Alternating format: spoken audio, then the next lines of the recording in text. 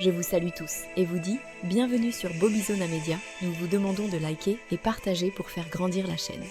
Qu'est-ce qui fait la force d'une nation? Son armée, sa richesse, son territoire? L'histoire nous enseigne autre chose. Avant les frontières, avant le pouvoir, il y a l'essentiel. On parle souvent de souveraineté, mais rarement de ce qui la rend possible. Une nation ne tient pas debout par des discours, elle tient debout grâce à 3 piliers fondamentaux.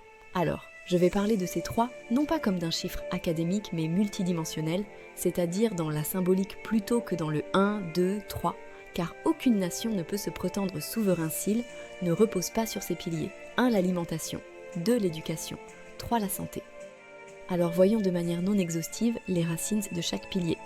1. L'alimentation. L'alimentation est le premier acte de souveraineté. Un peuple qui ne maîtrise pas ce qu'il mange ne maîtrise ni sa santé, ni son avenir. La terre nourrit la nation. Celui qui contrôle la production, la transformation et la distribution des aliments contrôle la vie elle-même. Sans sécurité alimentaire, il n'y a pas d'indépendance. 2. L'éducation.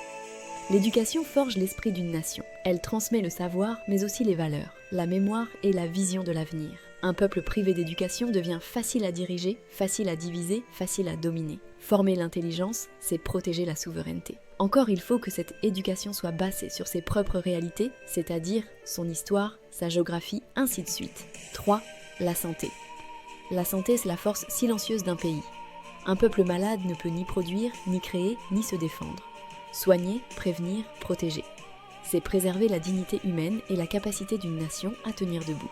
Sans santé, aucun développement durable n'est possible. Cela se traduit par la construction des infrastructures de santé, hôpitaux et autres, mais aussi sa capacité à gérer les épidémies, produire ses propres médicaments, surtout contrôler tout ce qui vient de l'extérieur. Ces piliers ne sont pas isolés, ils sont interdépendants. Une alimentation saine favorise la santé. La santé permet d'apprendre. L'éducation enseigne comment produire, préserver et améliorer l'alimentation. Quand l'un s'effondre, les autres vacillent, mais lorsqu'ils sont renforcés ensemble, c'est toute la nation qui s'élève. Libre. Un peuple sans éducation n'est pas souverain, un peuple malade ne peut pas se relever. La souveraineté commence ici.